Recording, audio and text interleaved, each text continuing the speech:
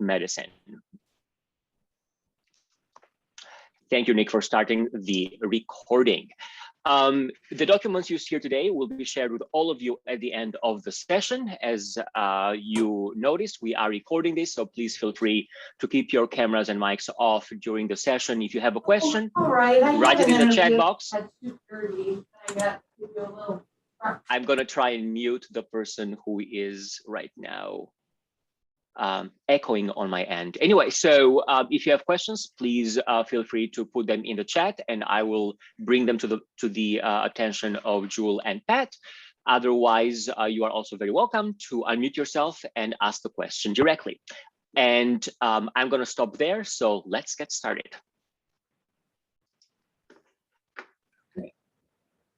Great. So I guess I'll start off by saying I'm happy to be here. I'm excited to talk to you guys about scientific writing or research writing. I know there's a big need for this, at least in School of Medicine, as probably as well as across campus. So fortunately, Jewel and I have sort of attended each other's, I think, other sessions and shared a lot of tools. And so we're basically coming together today to combine these two things into one resource for people, and then hopefully maybe down the road also produce some other physical copy of the manual of sorts.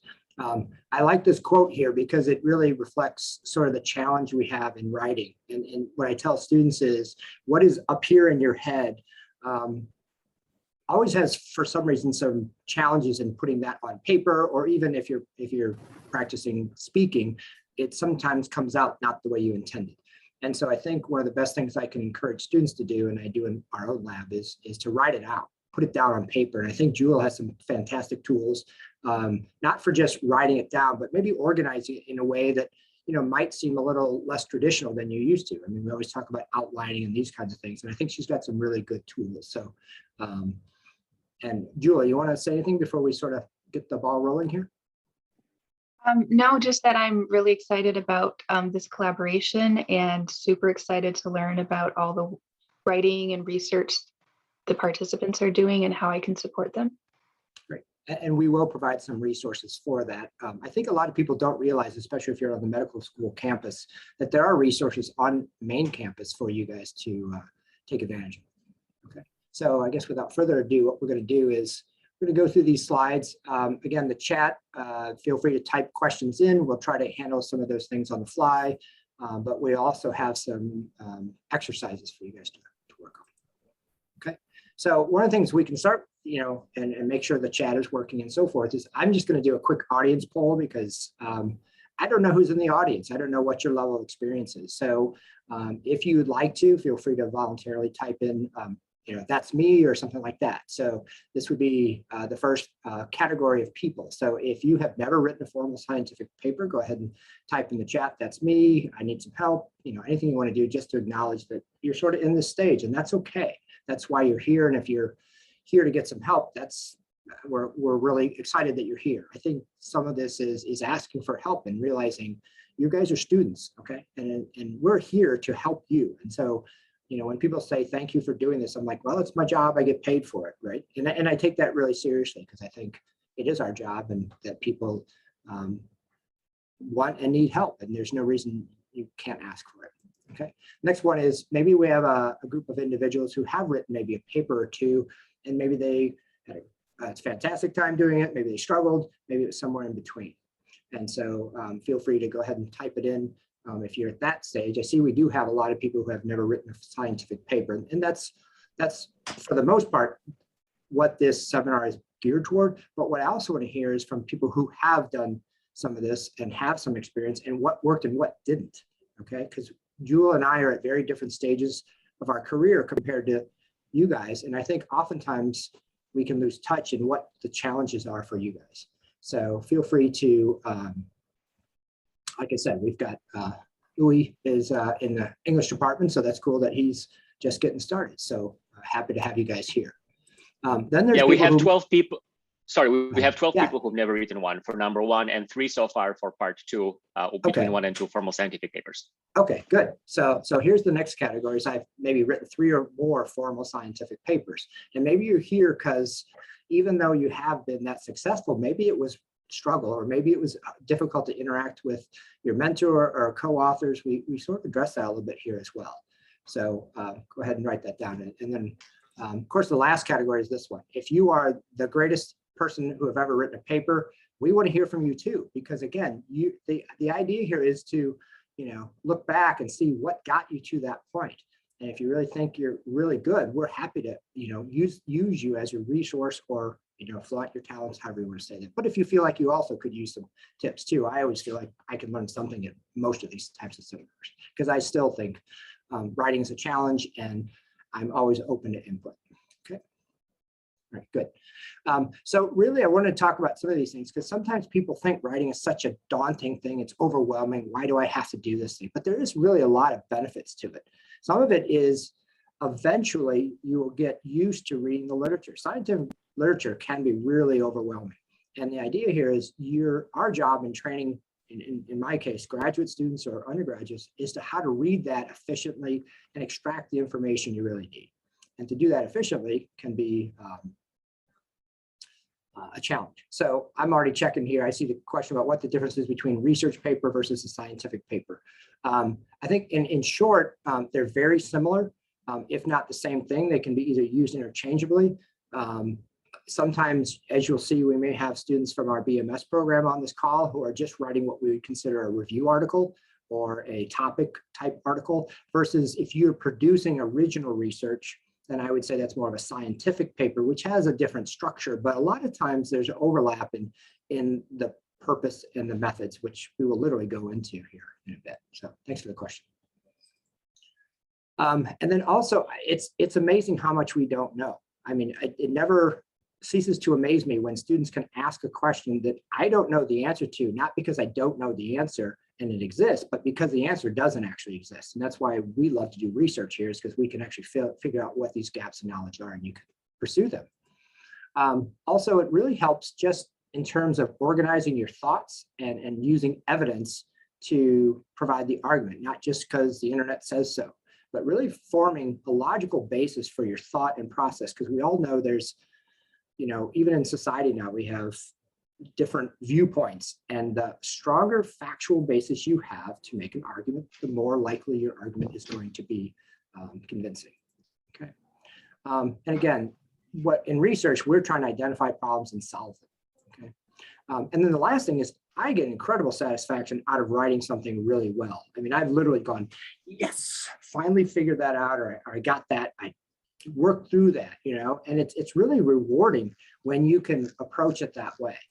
There's nothing better than like publishing your first paper. It's just so rewarding and satisfying.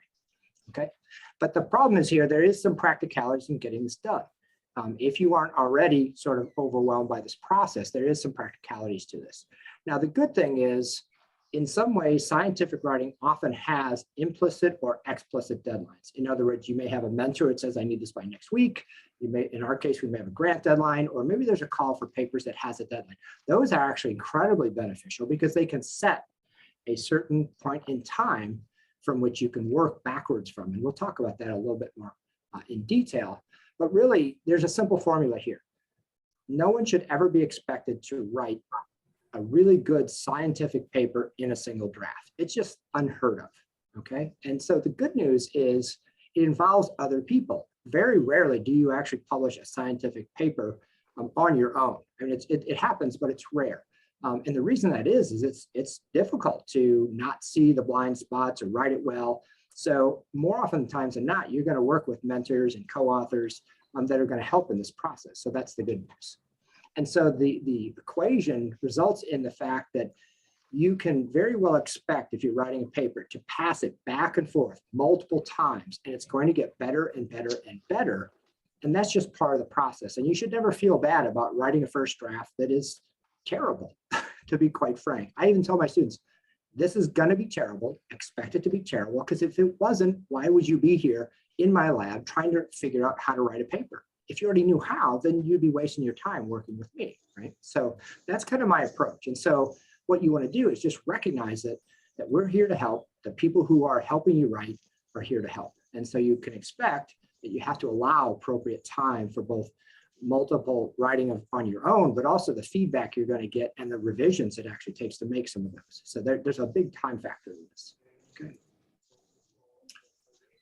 So really what we're talking about is a time frame with schedules and benchmarks. And so the easiest thing to do is this is where those deadlines come in. If you have a deadline, you start working backwards from those and figure out where you want to get certain things done. Because really you have to think about, okay, if I get this to my mentor next week or my co-authors for that matter this week, they have to have a couple days or whatever you've agreed upon ahead of time to look at it and then give you feedback. And then you need time to make those changes, incorporate those, and then send them back. So there is this give and take. I think that's something, sometimes it's not inherently obvious if you haven't done this before. And that also goes true for co-authors who may not even be in your lab. So we write abstracts and papers sometimes that involve labs at Michigan State, for example. Well, they have their own schedules, and sometimes people may not be available during a time you need them to be available. So it's always best to sort of communicate with everybody on and say, this is the plan, and if we have to alter it, let us know. I mean, I could work on a Sunday night if I had to get this to you by Monday, for example. So think about that in terms of practicalities. Now, I'm not sure how many people you could certainly type into the chat if you wanted to, but we have a number of students probably right now that are working on what are called their BMS essays. So that's a master's in basic medical sciences.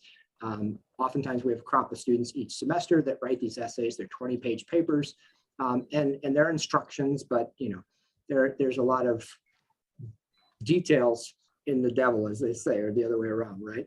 So it's really important to how you interact with your essay advisor or the readers on your committee is very similar to what could be with your co-authors. And that sort of depends on how your essay mentor actually has structured that thing. Now, this is also another practicality thing. And I need to say this now because it's kind of funny, but it's totally true. How you name your files is really helpful. Okay, and it's really going to help you in the long run for not only your sake, but your mentors. Okay, so I'm going to list this and I'm going to give you some suggestions, right? So a good file name will contain whatever the purpose of the file is, a date, and you're like, I know the date already has a stamp, there's a timestamp for the file name, but I really believe in having the date, your initials are the original author's initials, and then after, say, I would have read a draft, I will put my initials after that, which then get removed when we revise. Okay, and what do I mean by that? This is just a quick idea. So what we're going to do is rename those versions each time. So just to make that more practical, right? So I literally have gotten files attached to an email saying, here's my paper, and it literally says document.doc. Okay, so what do I have to do? I have to rename that to something, because believe me, I have more than one document on my computer. You guys do too. Okay, but I do still get like abstract and paper.doc type stuff. Okay, so what's better? Maybe thesis, because then we would know what that is. Maybe it's a Society for Neuroscience abstract. Maybe it's a paper on BDNF that your mentor will immediately know what you mean by that.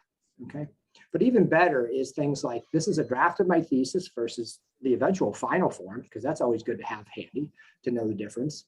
The date, and then in this case, these are my initials. Okay, now I'm not this prolific where the very next day I might be writing an abstract. And then certainly here's something that involves the BDNF paper that was written on this date with my initials. Okay, so the idea here, it's really helpful. Now the only challenge here, I have to give this disclaimer. Sometimes file names can be too long if you are in the beneficial process of backing up your files, because each folder you put into subfolder and subfolder, those actually contribute to the file name. So I just want to make that disclaimer that sometimes file names can be too long, so you want to be concise about some of this. And then lastly, this is something I realized quite a bit ago, is if you put an underscore here instead of combining words, you can actually search for these files much more easily on your computer. Now you can put spaces in here too, but sometimes different software, especially for us where we write grants, you actually have to have something for every space as opposed to just a space in the name. So that's actually really helpful. So if I'm trying to find a paper on BDNF on my computer, I can just type in BDNF and then all those will show up under the search function. I'm going to warn you because Jewel and I have shared slides here, and I wanted to, make sure we distinguished whose slides were hers, whose slides were whose, and so her slides are in white, and mine just have this dark background, so I didn't want anybody to be suddenly blinded by the light, as they say. So this is her next slide, and I'll just let her go ahead and take over. Hi, everyone.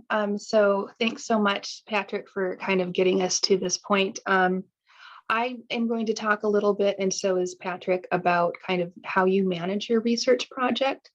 And so for me, actually, this is quite personal. At the moment, I am towards the end portion of working on a chapter for publication, and I often don't always take my tips and tricks for managing your research project, but for the most part, I do, and it helps a lot with making sure that I set up attainable small goals that I can meet and kind of keeps me going. So I think really we sometimes look at research projects or any type of writing and we just become overwhelmed and often just kind of put it on the back burner or attempt to do it all in one go. And, you know, it doesn't end up working out that well for us. But for me, making sure that each day, especially when I'm working on a larger research paper, or when I was writing my dissertation for my PhD, I would set aside an hour, sometimes more if it's a longer piece of writing, that I would sit down and write, or research or whatever it might be.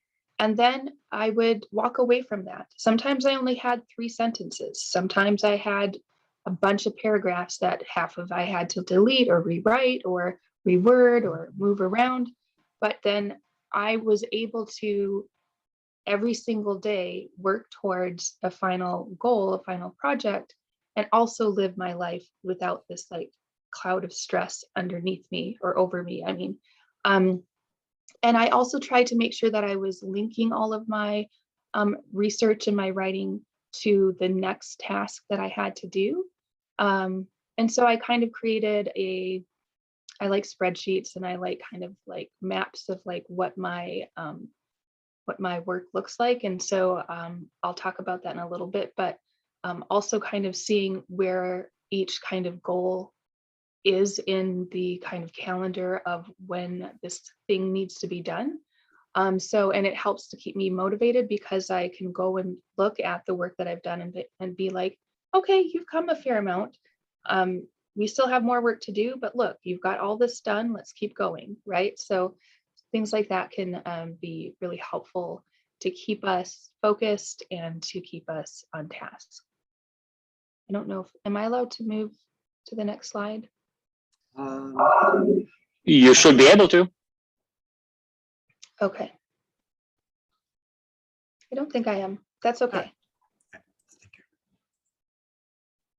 So I have a lot of students and I work with a lot of graduate students myself, and I also do a lot of research and writing. And so I love to come up with different types of ways to kind of map out visually the project that I'm working on or students that I'm mentoring are working on. So Ludi chart, and this is kind of a version, this image is from Ludi chart, but there's other different types of free software that you can use.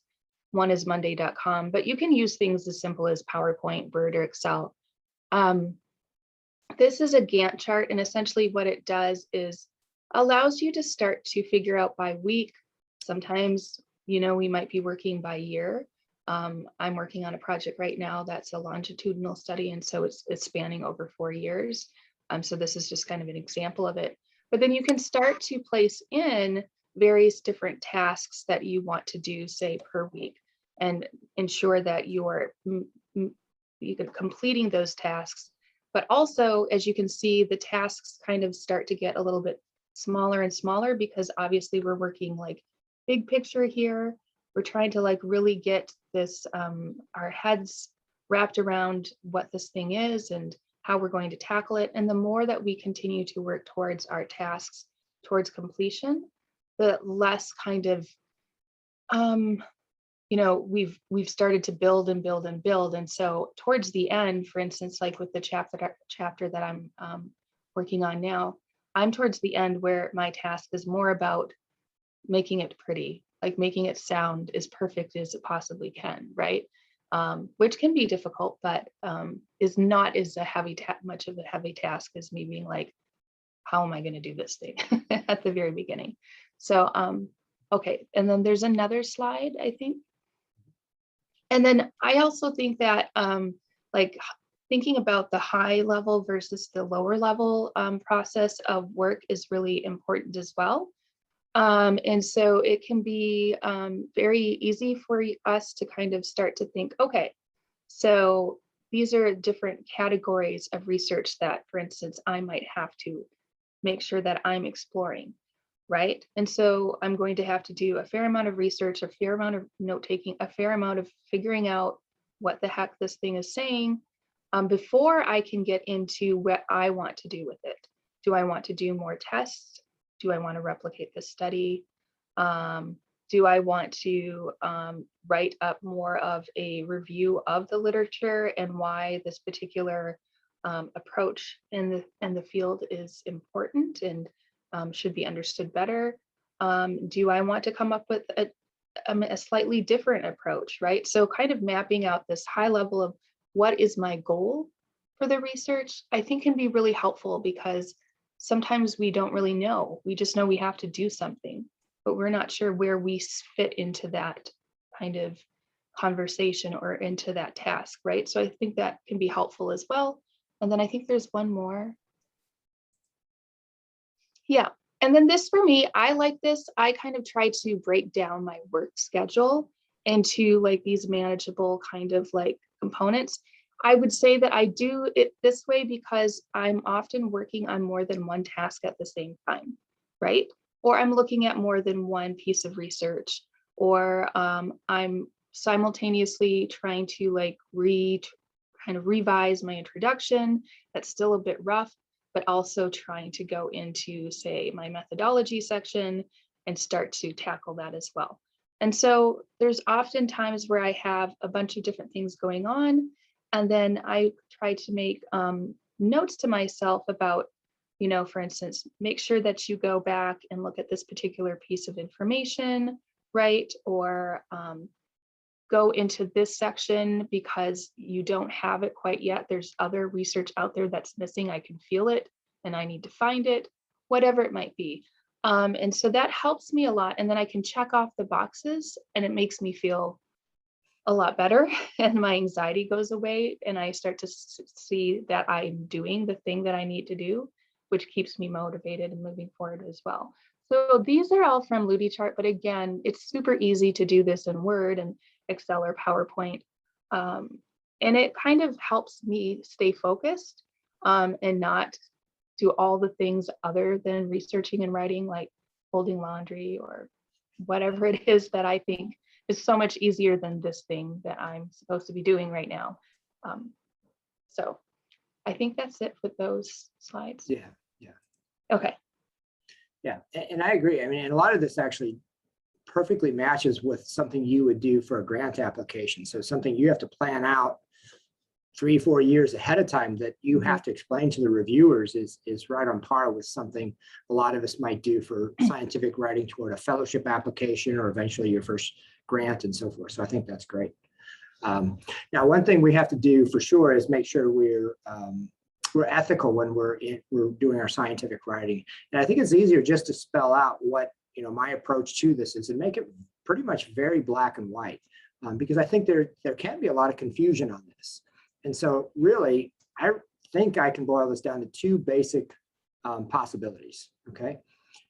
If you are about to write down on the piece of paper or type out that it's an original idea from another person, a piece of data, finding from experiments, even an opinion of another person, you need to cite it. So one thing I think going from maybe undergrad to grad, or even some of the students that write at the undergrad level for their honors thesis, they don't realize you may likely have to cite every single sentence, okay? Because if you're providing a fact, it has to come from somewhere, unless it's just generally known, okay?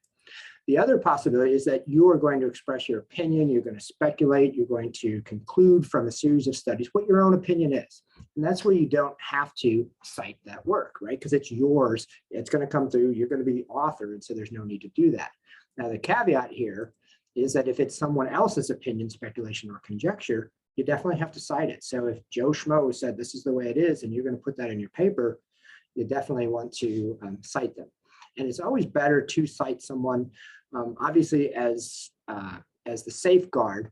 And oftentimes people, are not sure. So basically, I think if you think about it in these two different ways, that's really what we're talking about. And if you don't do this and you turn in an official paper, it can be academic misconduct. And then there's university policies that follow this. And unfortunately, we deal with this, right? And so we see it, and sometimes it's very easy to spot, and sometimes it's more subtle. And the fact is, it's not worth it, because just in the end, from an ethical standpoint, you don't want to steal someone else's ideas. You want to use their ideas to build your own argument and then provide your own conclusions, which again is the proper way to do it.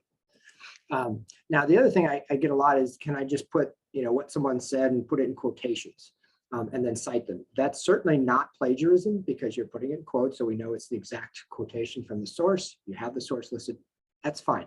But at least in scientific writing in our field, it really doesn't provide the reader or your mentor any indication whether or not you actually understand what that person is saying. That's why paraphrasing is so useful. If you could take the thoughts of another person and paraphrase them, but still provide the reference, because it is their fact, their idea, their opinion, it really shows some insight on your part. And I know a lot of students will say, well, I don't know how else to say this. They're stuck with, well, this is the best way it was written, right? It can't be any better or whatever. And my basic opinion or advice, I say, is read it and then go set it away and get out a blank sheet of paper and write it out in your own words. It's very hard to copy anything word for word if it's not right in front of you, right? So if you read an entire paragraph and you understand the content, then write it out without looking at it and express those ideas. And if it's not like the perfect high-level language that may need to be corrected, that's your mentor's job to help you use the more refined words or restructure the sentence in a way.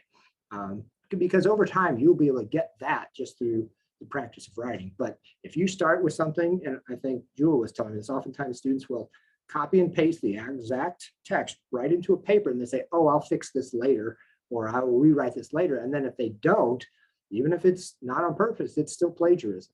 Okay, so that initial copying and pasting is where a lot of people, I think, make the mistake. So, just don't do it is, I think, the easiest way to say that. Okay. And if anybody has any questions about plagiarism, we can sort of talk about that. But hopefully we're not really dealing with that. We're talking about how do we create original content. Okay, so at this point, I do want to, and we'll have a couple of these slides throughout, because I don't want to sit here and just talk the whole time. I want to make sure that if people have questions or they have comments, or if they're one of those more experienced writers, maybe they can contribute here. We can either do that by you typing into the chat, or if you would like to unmute your microphone, I'm happy for you guys to do that too. So I'll just give you a couple seconds to either type or unmute your microphone.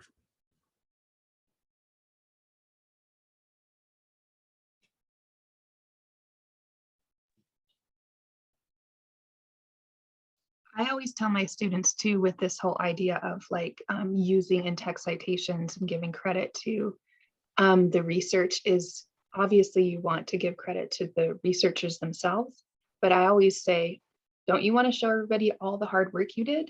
Don't you want to show that you have been researching this and have started to become a part of this community where you get to have a say in this conversation? And so for me, it's I think it's nice to remind yourself also that I did a lot of hard work here, and I'm going to show that, Yeah, it's a great point. You don't want your mentor just to think you're a good copy and paster. It's a good point. Okay, I don't see any questions in the chat, and I don't see that anybody's unmuted. So I'm just go ahead. Well, I do have a question. I've been told that it's a bad idea to use block quotes sometimes in works. And I'm wondering, is that because it shows that we don't have the absolute idea of what a certain quote means, and it's just taking up too much space? And I'm wondering if that's the reason we're supposed to paraphrase, so that we don't take up too much room over something that could be summarized. Yeah, I can't comment specifically on the space idea, and I'm not saying I haven't seen block quotes. I mean, sometimes block quotes are inspirational, because so and so said this, and it's a really cool quote. I guess I'm thinking about someone who's describing just basic results of their experiment or they have an idea, you're getting to it's not that the mentor doesn't think you know what they're talking about. They're not given the opportunity to understand whether or not you know or not, because you may know, but you may not. And the only way to figure that out is if you paraphrase it well and show your understanding of what this paper means, or even the results, because oftentimes you'll see the results of a paper are interpreted incorrectly or only interpreted one way. And if that's the case, then if you have an alternative hypothesis or an alternative interpretation, you would never be able to express that if you're simply copying and pasting what the person said. So you have an opportunity, I think Jewel put it perfectly, that you have an opportunity to start contributing to the ideas that get formed from some of these, from this previous work. Okay, sure. Okay. Yes. Okay. Yeah. All right. So go ahead and. I have a quick question. Oh, sure. Do you usually, you talk about how to organize the paper? I'm having trouble with this one. Is it like I'm not following the format, which we have it all, how we're gonna write the paper, but the problem is the thoughts. I mean, every time I read my paper, I change this paragraph before that paragraph, and like it takes me forever to finish the review paper I'm writing right now, and that's why I'm attending this. Because it's been a while and like I've never felt satisfied.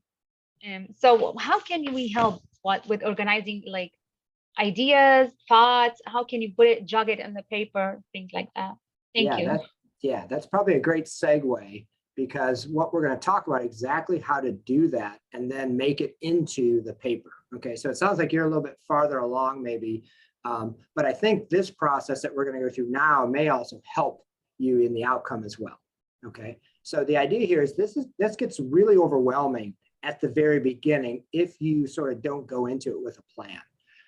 So thank you for your question, because I think it really helps. And the idea here is really you want to stay organized and you want to keep track of things you've read, because I think for me, one of the more frustrating things is I've read a really good paper and then like a month later, I'm like, where did I read that? I know I read that. I know it's right, but I have no idea how to cite it properly, right? So that's a challenge because it's a very time-consuming thing. And so that's what we're going to go through today. And then we'll actually go through the actual process of the writing itself. So again, I tend to advise students and myself to work on things in stages. So sometimes the easiest thing to work on, like if you're in a lab, is the methods, because you're physically doing that and you can describe that and you know what's going on. And then as you develop the results of the experiment, you can start doing that. But the other part of this is writing an introduction that is addressing the topic you're working on. And hopefully, if you've been in the lab long enough, you're starting to understand why you're doing the experiments, and then putting them in a broader context, especially what's already in the literature, is really the key in getting that introduction going. So it's not so much that you would write the introduction, the methods, the results, and the discussion in that order. And I think that if that's not something people realize, that's a critical part of it, especially if you're working in a lab along the way, that there are certain parts you can certainly sort of knock out much more easily, and then focus on the more difficult stuff, which tends to be more the intro and the discussion, because that's where the true writing occurs. I heard this one time and I thought it was a good idea. So if you're one of these people writing a BMS essay or you are writing your thesis, they said put it on the wall. And the reason why that is it's very easy to get caught up in the literature and say, wow, this is a really interesting topic. And then you're going down these rabbit holes that end up not being related to your research. And so the idea there is if that is right next to your computer screen or you're looking up at it every once in a while, then it sort of keeps you more focused. And so that's more of a psychological thing. But really the idea here is you want to be able to read these papers, glean the information from them, and then write something coherently. And there are a variety of tools that you can use to help you keep track of that kind of thing. Okay. Now, in high school, we were taught to use what are called this note card method, right? So you physically went and bought 3x5 cards and you sat down, and anytime you read something related to your work, you would fill out these note cards. Okay. But I think we've become more modern. There's other ways to do this. There's advantages to doing it, like for a spreadsheet. Jewel is going to talk about this software called Colonel. And so we're going to go through these sort of independently. And then the other thing is, I'm not sure if other people have other strategies. That's one of the reasons why we have these things. And so if people have other strategies, go ahead and type them in the chat, or we can talk about them sort of closer to the end, because what we want to do is we don't want to force our ideas onto anyone. We want to offer those opportunities, but if they don't work for you, feel free to explore other options. Okay, so the note card method, this is, I think it's probably more conceptually now. I mean, you can certainly try to do it with note cards, but the idea is you put one fact per index card, okay? And if you have to have 1,000 index cards, so be it. But the idea is you just restrict it to one idea per card, and it doesn't really work unless you do it that way, and you'll see why here in a moment. Along with that idea or fact, you always include the source. Like I said, one of the most frustrating, time-consuming things you can do is try to hunt down where you read that or where you heard that, or however you want to do that. So it's really vital when you're reading any paper, you include the source from the idea, and that also helps you avoid the plagiarism. But what the index cards allow you to do is physically sort these facts into different topics, and that's where you can start thinking about, what am I going to cover in my paper? Say if you're writing on a particular topic, there's always more focused areas to go into, okay? And so what you can use these cards, and I'll show you here in a bit, is how do you use these cards to physically arrange them, and then as you're writing your outline, they're right there, and they literally help you write your outline, okay? But then on these cards, you can have supporting details. Was this a study done in humans? Was it done in animals? Is there some little detail that could help you when you're actually writing the paper, okay? And also to supplement the details, okay? So again, this is very simple type stuff, but I want you to understand it from a conceptual basis, right? You have a single factor idea, you have the reference, okay? And what you're going to do is you're going to construct a paragraph, because that's the primary unit of a paper, right? And so your topic sentence, which we'll get into a bit, is, you know, a bunch of sources of information, say blah blah blah. And so now you're sort of required to put in those different sources because you've got them lined up over here, right? But they might be out of order. So what you can do is start putting those in an order that seems logical, which again, we'll get to. And therefore, each of these start ordering and filling in your outline, okay? And therefore, hopefully if you've done this in a way that you're including only the relevant things for this paragraph and excluding the ones that aren't relevant, but may be useful elsewhere, you can really put in a focused, well-built paragraph. And then you can have a concluding sentence that doesn't literally say, see, I told you, but it'll say is, this is what I told you I was going to tell you, I'm telling you, and then now you're saying, and in addition, here's something else that's going to lead us to our next paragraph. Okay, so now that's a note card method, and you can do that. You can go to the store, buy a stack of these things. Now, one of the things I've found more recently is useful is just using a simple spreadsheet method. Okay, so in that sense, each line or row on your spreadsheet is going to be similar to one note card. Okay, so again, always include that source. For me, it's easiest to do it by the last name of the first author, because then you can sort them alphabetically. You want to include the year, and really why you're, you know, what the fact is that you would be writing on this note card. Okay, you can also create columns to keep track of things you've read, things to be read that you've already cited in the paper, because you can cite them multiple times if you want, whether you actually got that PDF, if it's electronic hard copy, if you're waiting on interlibrary loan. And that's what the to get would be, right? Now, here's the key to this. It's searchable. So in an Excel spreadsheet, if you weren't aware of it, if you hit Control F and type in a word, you can find all the instances where that word will show up. The other thing about Excel is you can sort these. So if you want to sort by, say, a group of human studies, you can sort that column alphabetically by all the human work studies. It's also shareable. So if I'm a mentor of a student who's got a list of papers, I can say, oh, that's a really good one. That's a good one. Well, I wouldn't necessarily, you might need that one. And I can suggest papers for this person to add to their list and start filling in the details. A lot of people like color coding. So they might make their topic sentences, or certain studies, maybe in humans, are in green, animal studies might be in blue, and it's certainly customizable. In other words, there's no set in stone philosophy here. Use your mobile network. Do whatever works for you. Is it back? Yeah. Okay. And then you're going to use this spreadsheet, again, to create your outlines, group your ideas, and then you can use it to support these little details you might need when you're doing the physical writing. Okay. So this is just a very straightforward example. So we've got a column here. If I have the PDF copy, if I've cited already in my paper, or if I absolutely know I have to cite it, I might do that. You put some information about the authors, the year, the topic, For us, we study the brain, so we want to know which brain area the study was done in, what techniques, what model. And again, this is not any set in stone thing. These are just things that will help you organize the papers you're going to read. So this is what an actual one looks like for me. So you can see I definitely cited the ones in green, and I can sort them by the brain area or the techniques we were using. And even then, I'm looking at just papers within a particular brain region and how you could have a subtitle here. So this was exercise or sedentary conditions, which is what we study. Okay, but you can customize this to anything you want. And then you can sort it by, in this case, you can see this column is sorted alphabetically by author. But you could do it by year if you want to make sure you get the most recent evidence in some way, shape, or form. So really what you do then is you take this spreadsheet, and as you're building your outline, just like you would, is you pick the line, or like an index card, you sort it into the details you would want.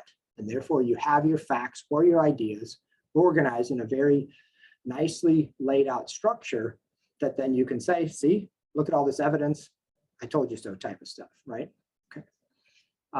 The other advantage of this is, and one thing I found common is when I'm reading papers and I come across a statement like, wow, I really need to make sure I remember that, there may not be the opportunity to just stop that paper right there and then and go look up the papers that they're citing.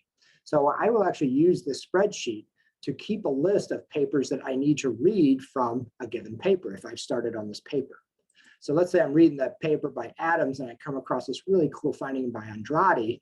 Well, oftentimes you can get a lot of the information from the Adams paper, put in the year, what are the details are, and then the evidence is like, well, Adams said this, but what I want to do is make sure that that is, one, factually correct, and maybe that they're, whether or not the interpretation they're providing is similar to or different from what you might say, okay?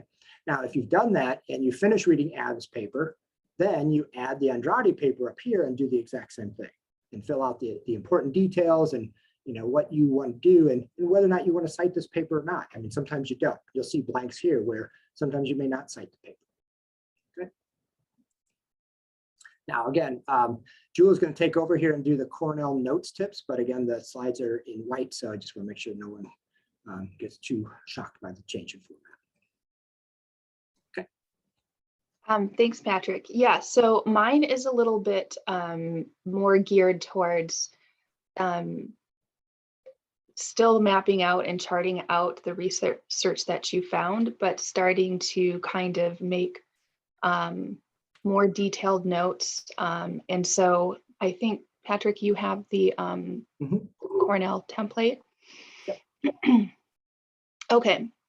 So this is what I've used this when I started doing a lot of research that was much more intense and had a lot of research, and I have my students use this a lot, and at first they're like, this is so boring and I hate this, but then they get to the portion of where they actually start writing and they're like, I pretty much already started to write my paper just by doing this. So I have my students start to kind of number each article, and one of the reasons I have them do that is because and that way, if I'm now say reading article 5 and I'm like, wait a second, I read this before, and then you run and go back to say your Cornell annotations, so you're like, yes, article number 1 was also defining this term in this way, or conducting research in a similar way.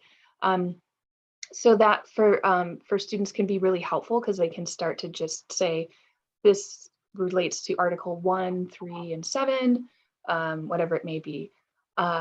I like to have my research question clearly listed for a couple of reasons. One, I'm going to be reading stuff and stuff is going to be super cool sometimes, but does it relate to the research question that I'm actually exploring? Right? Or is that another paper, another research study, or whatever it may be? Also, our research questions always shift and change. And our research should be questions, meaning that we don't know all the answers. And the more that we continue to conduct research, we'll start to find the path that we've decided to take, and we'll continue to narrow that down.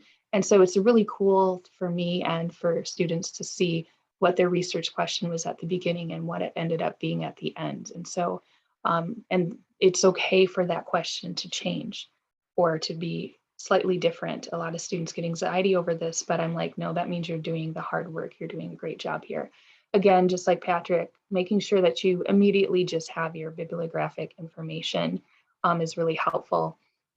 And then in this chart, what I do, and I have my students do, is on the left-hand side is going to be key pieces of information from the article that I'm reading. I often try to make sure that I kind of pull out what I think are like the 4 key kind of components, which is, what is this research about? Why are they conducting this research? How did they conduct their research? And what were their findings? And there's other categories you can have, but those tend to be kind of like the key areas that allows you to really understand this piece of research and what they've been doing. But then on the right-hand side is where I start to provide myself with responses to say a key finding from the study. So I might put in the left-hand column a key finding from the study.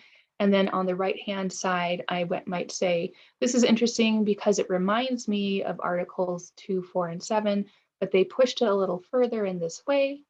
I also like to remind myself, why did I choose this piece of information? So, you know, I will look back at all of the books and articles I read when I was in my master's and even starting out in my PhD program. And like 3/4 of the book was highlighted, and I can't even tell you what I was highlighting and why. Like, I don't remember, and I didn't even remember a week later when I had to write some response to it or whatever it might be. So I remind myself why I'm pulling out this piece of information. How is it useful for me? Where am I going to use it? And where might I place it in this research essay that I'm going to be drafting at some point? I might say, you know what, the key findings, obviously this is going to go towards the end of my my essay, but there might be key definitions, and I'm like, here is where I can use this in the beginning, where I'm letting everyone know what is this thing, you know. So it really helps a lot with allowing me to use my notes in a way that works for me and works for my research, and also is kind of a log of how I plan on doing something with that. So I'll talk later about how you can start to use the Cornell annotations to chart out and kind of synthesize your research so that you can use it as actual text in your essay as well. Did you also want to talk about tags and colored text? Yeah, I have like I can do that one right now. Sure. Yeah. Okay, so once I've kind of conducted my research and I have all of these different Cornell annotations that relate to a particular source, I usually have myself and my students start to create categories that seem to be constantly cropping up. Again, like you can see, I have the what, why, how, and what was found, but there also might be key categories or like subcategories within the research. So when we're doing research, they might be talking about a particular you know, aspect of a problem, but there's subcategories to that problem, right? And so I might also create, you know, categories within that particular research question that I have. But then I start to go in and highlight or color code or tag my notes. And so I will say anything that is, what is this particular problem about? I'll color code it in yellow, and I'll make sure I color code the notes that I've taken as well as my responses or what I'm going to do with that. And then I do that for every single annotation that I have. And I do the same with why did this researcher say this is a problem? Or why did they say that this needed to be addressed? And I highlight that and say turquoise, and so on and so forth.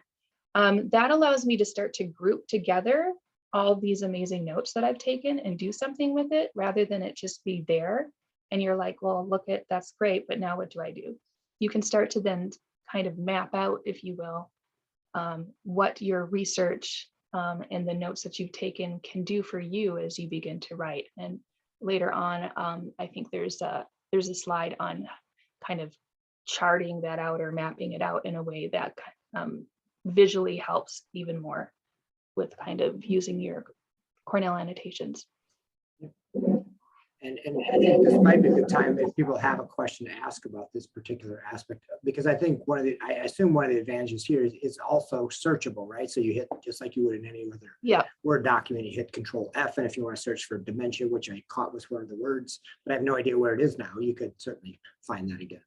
Yep, exactly. And then, I mean, and for me, I tend to be, and I think most students at this point, especially since the pandemic, have become hyper visual. And so I do think that having visual representations of our work in various different ways can really help us start to see through all of the notes, all of the mess. We can start to make sense of it. So right. And I assume you can copy and paste from this as well, so that it's not just sporadic writing, it's actually useful words and phrases that you will be able to just incorporate immediately. So exactly. I think that's a huge advantage I see in doing this. It's like pre-writing, I guess is what we would call it is. Right? Yep. Cool. Let's see. Okay, so we sort of had a pause there in terms of the Cornell stuff, but if anybody has any questions, comments, so I do see one here that says, can you share some ideas to review or critique a paper, format, or ways to do justice to another person's research? Julie, I have some comments, but why don't you go ahead and if you have a particular answer for that question? Yeah, I think it, I want to be careful and say that it's going to be very dependent on the field of study that you're in. So in my field of study, the way that we may critique particular pieces of research has a lot to do with theoretical concepts and has a lot to do with history or how they're connecting a large body of work that can be spanning hundreds and hundreds of years to now. Whereas, say, if you're more in a STEM field, the critique or, the evaluation of that source has a lot to do with the whether or not it's building upon current research and whether or not it's attempting to either replicate a study or expand it or whatever it might be.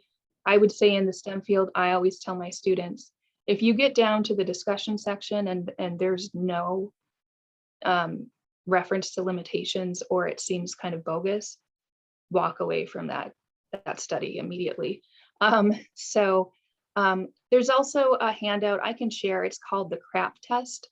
It's CRAAP, but it kind of asks you to look at the credibility, the author, their authenticity, if they've done a lot of publishing or not, and kind of the purpose of their research. And it has like this really cool checklist so that you can go through and start to determine, not only the credibility of the sources, but essentially start to look at the ways in which they're presenting their research and whether, it's credible and also whether or not it's matching your needs, right? We can find research and it might be great, but it doesn't match what we want to do, right? So. Yeah, so we'll just put in the chat a version of that apparently has double A. So there's probably another A in the acronym. So and I think that's a really good point, because I think too oftentimes it's easy to get lost in literature that's probably not worth reading. And some of that can be helped by your mentor to guide you. And I do also have a presentation I would give to our graduate students, and not only how to review a paper, but how to present a paper, like one that's worthy of discussing with other people, right? And so there's the quality of the journal, the reputation of the lab, something a lot of graduate students would have no idea because they're just sort of getting into the field. And so you really want to rely on your mentor about what quality research, because unfortunately there's a lot of crap out there.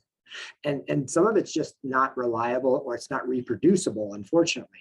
And so it's really important to make sure you don't waste your time with that. And your mentor, I think, is probably the best source of that. But look at how well ranked the journal is, right? Most journals don't publish a lot of garbage if they're in the top tier journals. Not to say that they don't also have to print a variety of retractions and so forth, but I think it's something, because I think if a student comes to me and says, hey, I read this paper from the Journal of Obscurity, it's a little bit more difficult to put it in the context of what the field would think, because the field probably doesn't even read that journal. I think that's a good point. So thanks for the question. That was really good. Okay, now this is the portion of the show. This is always the disclaimer I like to make. So I have produced a couple of documents we're happy to share with everyone, and I have shared with BMS students and people in my own lab. And so what I want to tell you is what I'm about to tell you is sort of my opinion only. This is from years of reading papers and seeing what students sort of reproducibly do that weaken their paper, weaken their writing, probably create roadblocks for them. So I'm just going to sort of breeze through these. Feel free to read about them more in detail in the documents we can certainly provide you. Okay. Before you start writing, I would absolutely, whatever you're writing, abstract, BMS essay, any kind of paper, read the instructions. And that seems so simple, but I've had students write 500-word abstracts for 250-word limits, right? So then they're already doing more work than they needed to. And honestly, sometimes it's actually easier to trim something down than to sort of expand it out, because at least they have all their ideas down on paper. Okay. Now there is these essay requirements. You can read them if you're in the audience for this particular thing. But these documents, there's one called Tips on Writing and then How to Write a Paper. We can provide those certainly to you. They're much more extensive and may go into more detail or have some examples that aren't necessarily in this presentation, but I'm going to hit some of the highlights just so you kind of see where I'm coming from. I also want you to strongly consider getting a reference manager software. And if you have no idea what I'm talking about, there is actually software available that allows you to never have to type out a bibliography again. Okay, and that's good news, right? Because basically what it means is if you still actually have to type in the reference, you would only have to do it once. But oftentimes these reference manager softwares are linked to the internet, to PubMed, and you can just download the reference. And so you know the accuracy and the spelling and all that is going to be pretty solid. There is actually a YouTube video that has recently been recorded, but based on a workshop that was given here at Wayne State. So we can include that link either in the chat or we can, as part of the slides that we can share. Okay, so feel free to check that out. We're not going to go into this because these vary. EndNote is something provided by the university. I think you have to pay for it. Mendeley is an online free one. I think Jewel has some experience with Zotero. So this won't be covered in this, but we can certainly, you can probably read about it or watch it in the YouTube video. Okay. I think Jewel and I both strongly recommend, as you've already seen, a lot of what we call pre-writing, I would say outlining or free writing techniques. Okay. So the idea there is that you want to provide an organizational strategy before you spend the time making all the words sound good. Like she was saying, she's in the final stages of sort of polishing, but way before that, she probably created used some of these organizational strategies. Okay, and so we'll talk about some of these. One's called funneling, topic sentences, and how you summarize papers. Okay. All right, so this is Jewel's slide, if you want to go ahead and go through this. Yes, sure. So before I kind of go into keeping track of your sources, I also want to remind students that you have specialty librarians. And so if you go into the Wayne State library system, there's a tab right at the top that says research guides, and then you can put in your particular field of study, and there will be a librarian that is trained to find and to figure out ways for you to not only search your research in a way that's going to make sense for you, whether you're finding way too much or not enough. They also are familiar with the type of citation format that you use, and they're very familiar with a lot of the citation management tools. And you can typically always schedule an appointment. They usually have a scheduling tab, or you can email them, whatever it might be. So that's, I think, really, really important when you're doing this type of research. But you can also just do really simple things like creating a folder that is created for journal downloads. And so you can set your browser to do that, or you can use a cloud-based storage system such as Dropbox or Google Drive. You know, you can download all of your PDFs and have them in particular folders. You can have folders within folders, right? I think we're beyond kind of using USBs or a binder, but some people, I still have students who really love to write things out by hand and put things into a folder or binder. Zotero is a free citation management system that is a plugin. So essentially you download it and insert it. It's unfortunately not cloud-based, so it's something that's going to be directly related to, say, your laptop or your computer. But it allows you, when you're searching in the Wayne State database system, to create folders, to create tabs, to download full PDFs, to highlight those PDFs, and to create whatever type of, say, reference page that you want based on the citation format that you're using. A lot of my students and I like Evernote. It's a free platform. What is cool about it is that it's very visual. It's shareable, so you can share it if you're, say, doing a group project, or if you're working with, say, a mentor or something like that. You can create, the folders are always image-based. So, you know, say you're doing something on, I saw somebody was in social work, say you're doing something on, say, childhood mental health, and you can have like an image that connects to that particular folder. This is really cool because you can start to tag and to move things around in folders. It allows you to search your tags. It allows you to do a lot of notes, like the Cornell annotation notes almost, where you could kind of highlight and start to create your own ideas or thoughts, or how you might be responding to this piece of work. So that's really cool. But like I said, it's not a Wayne State University citation format, but the Zotero, I think, is a really easy platform to use. EndNote is, I think, a little bit more complex and not as user-friendly if you've never used one before. So starting out with Zotero, I think, might be the best bet for students if you've never used a citation management system. And I can comment a little bit on EndNote. If like our lab has EndNote because it was originally provided by the university in different formats. And so I think probably maybe the easiest advice we can say is, if there's already someone that can show you how to use one of these systems, you can sort of choose for yourself if you want to try different ones. But oftentimes it's easier because, like she was saying, if they already have a database that's shareable, you know, there's no need to go and download all the articles if your mentor already has them, for example. So I agree that that's really helpful. Did you want to talk about starting your reference pages early at all, or? Oh, yes, I'm sorry. I think that one of the brilliances of having something like Zotero or Evernote, especially Zotero, is that you can already start having your reference page already in the works, which helps. I still to this day sometimes forget to put a particular you know, article that I've looked at, and then I've lost it or I can't remember it, you know. And I've been doing this for forever, but that happens all the time. So if you can start every time you have a source and you've read through it and you've been, you know, taking notes and you're like, yep, this is like amazing, then you want to make sure that you create a reference for that. So, and you have it somewhere, whether it be in Zotero, whether it be at the end of, say, the Google document that you're working on, whatever it might be. And also reference pages to me are really important because they're a research tool.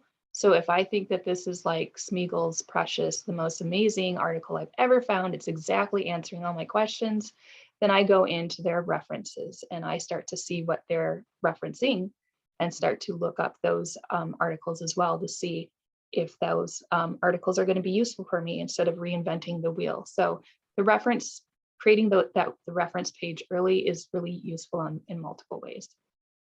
Yeah, and as a mentor, I can also say it also puts you on the right track, because if you're sharing drafts with early drafts or sections with your mentor, and they have references, they can say, okay, now I get that they're reading the right papers, or maybe I can steer them towards some of these other papers, or maybe it's one of those papers from the Journal of Obscurity that you're like, yeah, maybe you want to find something a little bit better. So yeah, that's a good way to think about it. Okay. So then we'll talk about synthesizing your research. Yeah. So I think do you have the? Yep, Yeah. I have this guy, right? Is that the one you want? So yes, we already kind of talked about this where we color coded our Cornell annotations, where I've taken a bunch of notes. I've started to highlight various key categories of my research. And that's useful to an extent, but you're still left with like, say, 15 color coded Cornell annotations from each article or book that you've read, and you're not sure what to do with it. And so what I typically do and have my students do is then start to chart out the key notes that I've highlighted within each Cornell annotation. And so what I end up doing is having, say, anything that was highlighted in blue, this kind of why is this research so important, or why should we look at this research this way? I have students copy and paste it into a chart. And so this is obviously small just because we want to make sure that doesn't take up pages, but currently some of my students have around 9 or 10, say, rows, right, of their Cornell annotations. What works with this is two things. A lot of times we think that we found all the information that we need, but then we start to take the notes we've taken and the notes that we've color coded and plop it into this chart and realize my why section only has 2 or 3 sources. That's problematic because pretty much every one of my sources should be talking about why this problem is important to explore. They might not be talking about it in the exact same way, but they should be obviously talking about that. So I might need to go back to my research, to my articles, and find that particular section. Or the other reason that this is really helpful is that you can start to then look at the key notes that you've taken and say, oh, sources 1, 3, and 4 are all pretty much saying the same thing. Now I can use them all together when I'm talking about this particular concept in my paper. The worst thing that you can ever do when we're doing research, especially expansive research, is kind of do this weird source 1 argues that why this is a problem is blah, blah, blah. And then the next paragraph says source 2 also, that's kind of like the death nail for research. So being able to synthesize, being able to combine your research together to have a conversation with each other in the same paragraph is really powerful. And it really shows that you understand the research and that you're kind of attempting to enter into that conversation and do something with it. And so I think that it's really useful to have it laid out this way, because again, not every single kind of box in the why section might be intimately linked together, but there should be, if you have every single one of your source saying something different about why this is a problem, that's also a problem, right? You're going to want to make sure you might have found some really cool sources, but they're not having conversations with each other. So now what do you do? So there's a lot of really cool things that happens when you kind of chart out your research in this way. Nice. And just so everybody's clear, 1, 2, 3, 4 across the top are just the different sources you've used. Is that correct? That's correct. Yes. Okay. Let's make sure everybody's clear on that. Okay. All right. And then number 2, I'm trying to remember, is that our synthesis tree? Yeah. I have a quick question regarding that chart, Joel. Sure. So if you have, of course, if something like a dissertation, you're going to have more than 4. So would you recommend maybe doing this in Excel or some other format? Okay. Yes, when I was writing, so I kind of came up with this when I was writing my dissertation, and I had like 500 texts that I had to somehow have them have conversations with each other. Right. And I was like, holy bleep, what do I do? And so I started doing this, and I did it in Excel because it was a lot easier. This is something that, say we're doing something that's more like a 7 to 10 page essay. This can work really well. And it's a little bit easier to like visually for students. But when you're doing that really extensive research, I think it's much better in Excel for multiple reasons, like Patrick talked about. So, Okay, thank you. yeah. And this might help too, because I think, like you said, a lot of people are visual. So this is Yeah. your synthesis tree, right? Yes. And so once you've kind of charted out the notes that you've taken, the notes that you've highlighted and then placed into your chart, and started to make connections between those particular categories and between the articles themselves, you can start to create what is called a synthesis tree. This is just a visual representation of an outline. So you can do your typical outline if you want to, but here in the blue is the particular research problem that is being explored. And then over on the top where you have, say, type 2 diabetes, traumatic brain injury, these are those subcategories of the problem that the student used to be able to color code their notes and to put them into the synthesis chart. And then they start to list out key aspects or key pieces of information that are related.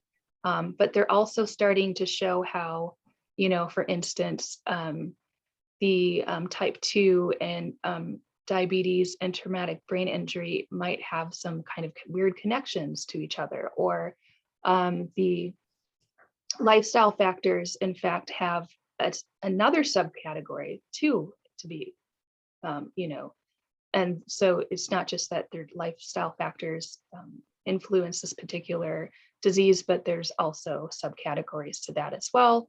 And so they can start to see how they're going to map out their research essay in a way that makes sense for them, I think, visually, and allows them to really intimately connect their research to other research to have that conversation that we were talking about.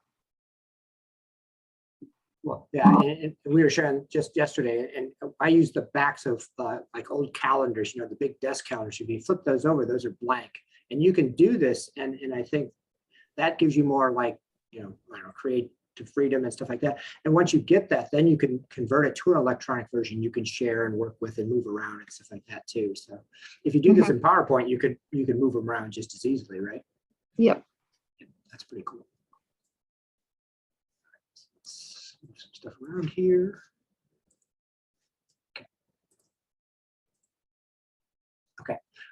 So we're talking about sort of organizing, and then, but another thing I think that is really helpful is this idea of what's called the funnel method. And this is oftentimes used for background or introductory sections of papers. And it's a simple concept, but sometimes students kind of get caught up in how to organize things and the order in which things are presented. So the idea is, if you want to get people on the same page, so you have to identify something in a broader category that everyone will kind of identify, and then slowly bring them down into you know, the research topic you're going to talk about.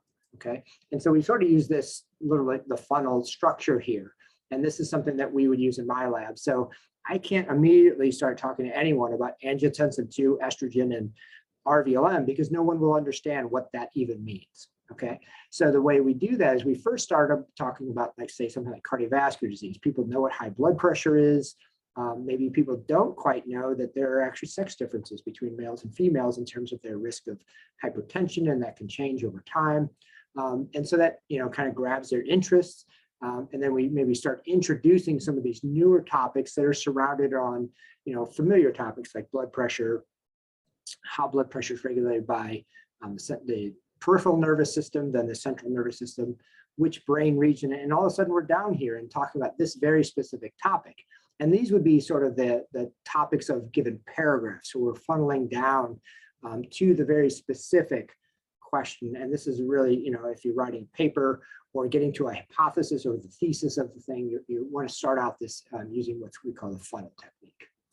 And we do have a worksheet of this. I don't think I've actually sent that. So Sokol, please remind me to send that along too. Because the advantage here is when students lay it out this way, you can rearrange these. So if these are just little ovals in PowerPoint, you can very easily see what becomes more specific or what's more general. Because believe it or not, if you do this sort of more freestyle, I guess, oftentimes people will back up and start talking about something that would have been much higher level than they needed to if they had just sort of covered it more appropriately above. And so it keeps the reader sort of more and more focused to the topic you're interested in. So that's one of the techniques we use here for a given section. Okay. But really what we want to focus on, and I think personally, this is like the most important part of this whole thing. At least from my perspective, the art of writing a strong paragraph has been lost somewhere between what you learned in high school and where you get here. And that's just sort of my 30,000-foot view. So what we're going to try to do here is really help you build strong paragraphs. And Jewel has an exercise we can go through too as well. But really, the key here is your topic sentence will set the tone for the rest of the paragraph. And oftentimes I see people will write just one fact or some random statement, seemingly random statement, and it's not actually setting up any expectation that you're going to have something after that, right? So if I would say cardiovascular disease is the leading cause of death in the United States, boom, end of story. I don't have to give you any more information, okay? But if I said there's several risk factors for cardiovascular disease, which is the leading cause of death, you have the immediate expectation I'm going to list what those risk factors are, okay? So that's the idea, is the topic sentence should really grab somebody and say, this is an important problem, but I need to sort of give you more details. It's almost like you're setting yourself up to have to figure this out, okay? And then that supporting details will not only justify what that statement was, but also say, but wait a minute, there's something missing here that we have to address, and that's why we're sort of doing this paper, okay? And then the typical thing you've always heard, I hope, is that you would have a supporting detail, then you'd have another supporting detail, then you'd have another supporting detail, maybe a transition statement and a concluding statement, okay? Now that all seems very simple and straightforward, yet a lot of students really struggle doing this. And I think it's because they struggle with how to order these. You know, we talked about that note card method and different things. But if you think about this and this is, again, one strategy, that first supporting detail should be the most relevant thing you can think of that will support your detail, because they're not all going to be of equal weight. And even if they are, that's okay. But then the second one should be the second most direct, because maybe it's not, you know, done exactly the same way as the first one and so forth. So you can order these, and they don't have to be perfect here. But maybe the third one is sort of a related piece of data that, or maybe even a piece of contradicting data, which allows you to start saying, well, wait a minute, maybe we don't know this whole story yet, okay? And so then that's going to help set up what we call a gap in knowledge. And what we're going to talk about is you want to set up a gap in knowledge that you're going to then later fill by writing this paper, okay? And so then when you end up with a concluding statement here, you're pretty much going to reaffirm what you already said from the topic sentence, but then you're also going to help provide the transition to the next paragraph. So if I've talked about cardiovascular disease and I have listed the risk factors, but maybe we don't know all about one of those risk factors. So that would provide me the impetus to then talk in the next paragraph about just one of those risk factors. So at the same time I'm providing that transition from that paragraph to the next, I'm also funneling down from 3 risk factors, maybe to just that one. And conveniently, that's the one I want to study, right? Okay. So then, and you could still identify these gaps in knowledge as you go through the paper or through your paragraphs, your broader to the bottom one, but you're working toward this final gap in knowledge that's going to be filled conveniently and perfectly by the paper you're writing. Okay. And yeah, and I have a worksheet on this too. Okay, so then this is Jewel's tool for looking at academic paragraph structures. So do you want to talk about the slide first before I flip over to the the Google slide? I don't know if we have time to do the activity since it's Okay. 3:22. Okay, we can But there provide is that. an activity that is interesting. This is pretty similar, I think, to Patrick's approach as well, where you start out with a particular concept or point, and then you support that with reference from previous research. More support is added. If there's refuting or contradicting evidence, you include those. Then you compare or contrast the key points that the key pieces of evidence that you've brought in. And then for me, I think a lot of times we forget that these paragraphs are always intimately connected to the research problem or focus. So I always suggest to students, and they are like, this is like so repetitive. And I'm like, it's not, because if you use a funnel method, you continue to get more and more specific, but you always want to end the paragraph by relating it back to this particular research topic or problem that you're investigating. Otherwise, I'm left reading this paragraph and thinking, well, how does this relate to anything? Where does this fit into this conversation regarding cardiovascular disease, for instance?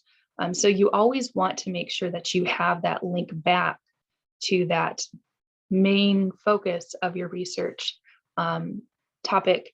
And then you create a conclusion that kind of, like Patrick said, transitions you to the next kind of key point that you want to make.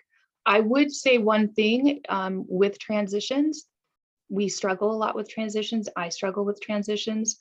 I would say that a good rule of thumb is if you sit there and if within 5 minutes you cannot come up with an adequate transition, it doesn't mean that you're crazy. It just means that paragraph is in the wrong spot. It means that you need to reorganize something. That's really all that's happening. You're not stupid, you're not insane. It's just not in the right place for the kind of funneling method that you're trying to do. So, Yeah, and I think that's a really good piece of advice, because people do sit there for, I've been told, they sit there for 15 minutes trying to figure out what to do with this like one sentence. And it's like, that's where you got to stop and ask for help or work on a different part. I mean, you really shouldn't struggle with something, especially like a particular sentence for that long. Not that either one of us haven't done that, but I think it's good advice. We're happy for people to work through things, but there's no reason to become sort of like, feel like you're floundering. right. Yeah. So what I did was I went ahead and copied the link to the exercise, and people are, as Jewel, I think, would agree, you can download this and work on it on your own. And that way you can sort of get the idea of what we're trying to do here. Yeah, it's fun. And it's interesting too, because it shows you how time consuming it is to actually create a well-developed, paragraph for Right. writing. And so and it's also cool because, right here, I just have various different facts or pieces of information. How do you organize it into this, this kind of template of what a paragraph structure looks like? The other thing is that when students do this, they come up with all types of variations to the paragraph, and none of them are wrong. It's just how they interpreted the information and how they wanted to use it, right? So that's also a thing to think about as well. You've got a lot of information at this point. What are you trying to say? What are you trying to convey? And so that's, I think, really important when we think about how we construct our paragraphs as well. So Cool. Yeah, so feel free to play with that, I guess is the best way to say that. Okay, so any questions or comments at this point, or feedback from maybe things you've tried? I'm happy to do that quickly. I know we have Jewel has about 4 minutes because she's got a 3:30 hard stop. I'm happy to sort of polish the rest of the presentation off. But if you have a question for Jewel, I would say this is the time to ask it. That way she can exit on time. So Louis, do you have a question? Yeah, does it feel weird whenever you're creating a new paragraph and this topic sentence is almost the exact same? Does it feel weird? You're questioning, am I even writing a good paper, a decent one? Because it's repeating itself again and again and again. And I don't like that feeling. I'm wondering if that makes sense.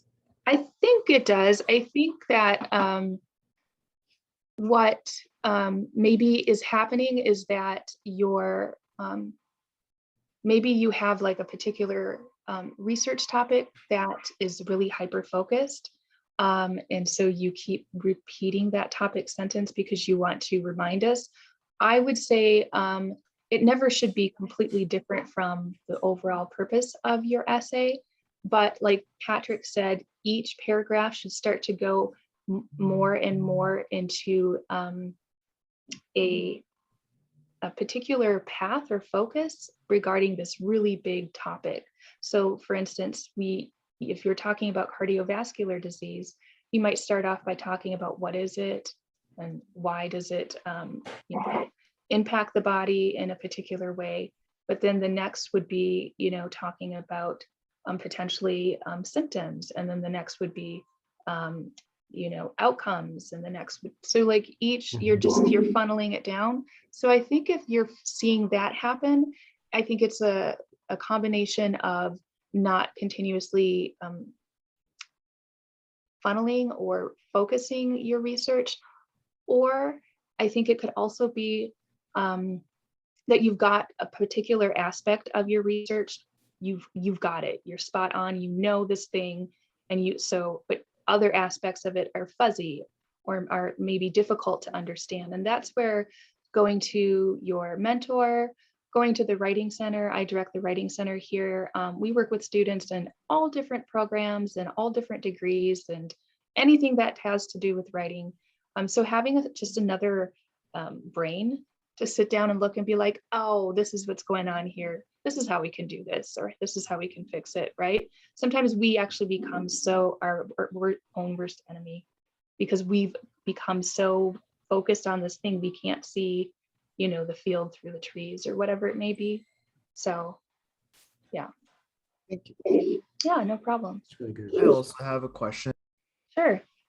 So you'd mentioned that if you can't figure out what the transition sentence should be, then the paragraph's in the wrong spot.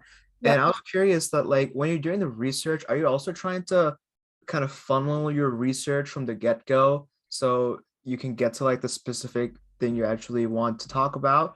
Or is it more that you start at the bottom, you start with your thing you really want to talk about, and then you find other topics which are kind of working the way upwards to more generalize it to bring people in? Right. I think it depends on the type of research that you're doing. I would always argue that if you already decided what the answer is, then you shouldn't be researching that topic.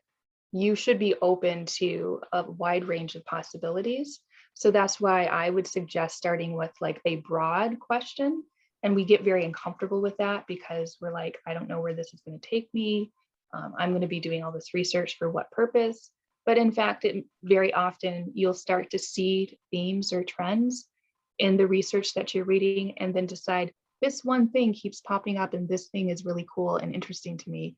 Now I'm going to start looking for other articles that are talking about this particular aspect of this problem, right? That way you're allowing the research process to kind of allow you to decide what path you want to take. I would say that when you're taking notes, though, it is very important to kind of do both a broad and narrowed approach.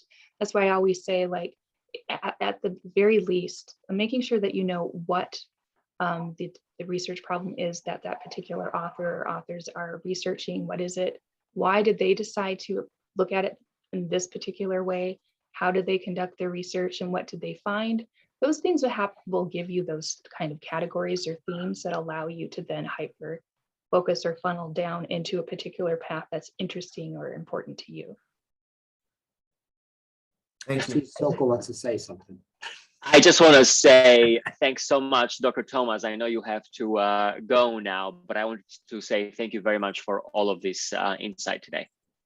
Yes, thanks for having me. And hopefully my email is at the end of the slide. So if you are interested in chatting about this more or want to set up an appointment with a writing specialist, I'm super happy to answer any questions that you might have. And thank you for listening. I appreciate it. Bye, everyone. Thank you so much. Thanks. Bye. So as Dr. Miller said, this would be normally the end of the session, but he said he's happy to stick around for a little bit if there are questions, or if, Pat, you want to power through the rest of the slides. I don't know how many there are left. I don't think there's many. And of course, there's far more detail in the documents that we can provide. But I think there's just a couple of things that I think are really helpful when you're writing, because you may not realize you're doing it, because I've actually pointed this out in either a thesis or a BMS essay, for example, and I'll point these out and people are like, I can't believe I was sort of doing that, but I certainly was, and it's sort of changed the way I even think about writing. So some of this is not none of this is my stuff, right? It's you sort of read about writing and stuff like that. But there is this psychology of the reader that you really want to keep in mind. Like, in other words, if I start talking about something very, very complicated in the very beginning of the sentence, it's going to make the reader sort of like have to hold that information in their head. So if I would tell you, because this makes sense perfectly to me, is that the rostroventral medulla is a brainstem region involved in control of blood pressure. Hopefully, most of you are saying, what? And if you're not, then you need to work in my lab. But if I told you the control of blood pressure occurs by a region in the brain known as the rostroventral medulla, that's a lot easier spoon or bite to take, right? And because you get a chance to chew it and understand where it's going. And then you get to the brand new part of the information, which is this most important brain region in the body, of course. But the idea here is that you have got to understand that the reader has to carry a certain amount of information in their brain as they're reading, not only within a sentence, but from sentence to sentence to sentence. So these are just a couple of things I'd like to point out. And people oftentimes don't even think about some simple things like keeping the subject of the sentence nearest the front of the sentence and then give the verb right away. Here's an example. So even with AP, which stands for action potential frequencies, becoming more common in human studies, work in rats measuring SNA bursts and AP frequencies has been minimal. Has been minimal is the verb phrase here. Okay, so in this particular, this is an actual sentence written by a student. That's why I was able to show you this. And so you have to understand that if you have to keep all this information in your head to the point where, like, what are they saying? Oh, it has been minimal. It's really kind of disappointing, right? By the end of the sentence. Okay. Other things people, students, there are students that do this and there are students that do not. So I'm not trying to accuse all students, but try not to start the next sentence with a nondescript pronoun. In other words, people will give this really nice conclusion and then they'll say, this means blah, blah, blah, blah, blah. Well, the first thing I see when I see this is that I want to know what this is in the previous sentence. And there could be 3 or 4 things in the previous sentence. And so you really want to identify what this is. So instead, don't put this, actually restate the actual idea you're going to say. Even if it sounds redundant, you can repeat the exact same words or, again, practice your paraphrasing. So, and because it's scientific material, you have to understand that not everybody gets it the first time they read it. So if you can reinforce some of that material by saying something other than this means, you have the opportunity to reinforce that idea. Okay. The other thing I think people often do is they try to revise something they've written too soon, especially, we've talked about people sitting there for 15, 20 minutes on one sentence. Just move on and then come back to when you're fresher to do that. Also, I find many students want to state more than one thing in a sentence. And this sounds so simple, yet it's very difficult to keep your sentence to one idea. But remember, it's that building block of the paragraph. One idea, supporting sentence statement 1, 2, 3, boom, you have a conclusion. It's very crisp, it's very clean. If you start contaminating it, if it would be a way to say that, with this and this and this and this, next thing you know, you don't even know what the order of the things you wanted to say were, right? So that's why keeping it to one idea is best. Using too many modifiers.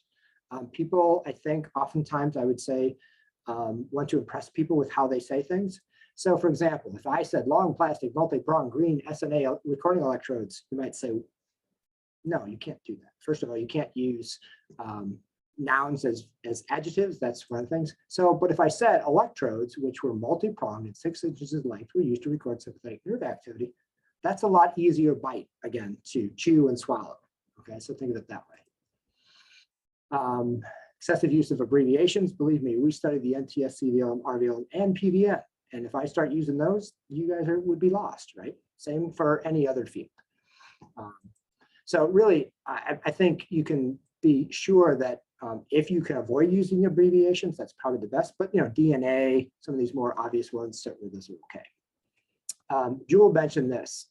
If you use the same reference for an entire paragraph, it means you haven't done your homework and you need to find another reference or several references to sort of mix some ideas into a paper. Oftentimes, I see in the BMS essays, people will take Smith et al. Did this, and then they write an entire paragraph. Then Jones et al. Did this, and they write an entire paragraph. That's not real scientific writing. That's writing abstracts of papers that just exist, okay? The real writing and incorporation of ideas is to have an idea that's shared by several people, or have an idea that's, disparate. So you create this actual controversy over a particular topic because Jones says this and Stevenson says that, and that's where the real synthesis of the ideas and information comes from. Also, another one that's pretty common is using passive voice instead of active voice, and oftentimes not even stating a subject, which is weird. And the easiest way I can describe this, they're easy to point out once you see them. Like the easy example is like Bill throws the ball. Okay, so he's actively producing an action upon an object. All right, but oftentimes you will see people writing the ball was thrown, and then you don't even know who did it, or the ball was thrown by Bill, and that's passive voice. Okay, I was always told active voice is a better, more direct way of doing it. Now, there's one exception here because most oftentimes in the methods sections of papers, if you're writing up the technical summary, you're not going to say, I did this, and then we did that. So oftentimes you might say, blood pressure was recorded by doing this particular method. So that might be one exception. But in general, if you can write an active voice, it's just so much more straightforward, more clear, because it's what we're used to, subject, verb, object, right? That's what we're used to reading it in just regular English composition. Okay. Traps to avoid. I'm going to skip through these because you can read them. But basically the idea here is, and this is from some abstract stuff. So really keeping things simple. There are other traps that people, you can throw them in the chat if you want. So what I do is the resources are your peers. If you have the opportunity, if you have the ability, share your portions of your research. I keep telling students, I can't help you if you don't send me something. I can't edit something that you haven't written, okay? Put it on paper and share it, okay? This will help so much because so many times you read something, you read it over and over and over, you start to miss the errors that are actually there. And so having a fresh pair of eyes is always helpful. If you aren't familiar with comments and track changes in Word, that can be very helpful. It can also be to your detriment. And personally, as a more junior faculty, I ran into this issue myself as a mentor. So if you're not familiar, in Word under the review tab, there's a new comment or track changes. And what this allows you to do is figure out what you can, where you have changed the paper, so your mentor may know that, or where your mentor may want to insert a comment. Now, the challenge here is you can get into something like this. This gets really messy, really ugly, and sometimes it's not really worth doing it this way. An alternative that I've tried to do more often is to create comments that say, please attempt to try this, or is there a reason you're doing this? So I'm not just changing the words, I'm actually asking the motivation behind the writing. Why was this used? Can you consider doing this? Make this clear. Probably one of the most famous things I put in comments is this is a vague topic, or this is a vague sentence. I don't really quite understand what you're trying to say. So I do have a couple more slides we can blow through, like some organizational things, but if people need to leave, I'm happy for people to sort of drop off the call if they need to. And so I can probably go till a little bit before 4 if people are interested, but I'm happy to wrap it up if you think, Sokol, or what do you want to do? Yeah, I've gotten some comments about needing to wrap up, so let's go ahead and do that. Okay, all right. And like I said, I've already sent the rest of the slides. If anybody has any particular comments or questions about stuff, let me see if I can just whip through this. Sorry, just to maybe avert your eyes, as they say. Well, let me just say this while you're doing that. we will be sending all this information through Slate as soon as Dr. Mueller sends us the final document. And so that'll be going out very soon. I do want to thank you, Pat, very much for all of this. Yeah, I'm happy to do it. Like I said, I know it's hard, right? Everybody says writing's hard, but it can be so rewarding. And once you get over the hump of it being rewarding, it will be very satisfying to you. Because I think for most people on this call, writing will be the main thing that will make you successful. And the more you enjoy it, the more successful I think you'll be. Yeah. Thank you so much, Pat. Thanks everybody who joined us. We will have a recording posted very soon. We'll see you next time. Have a good one. Thanks.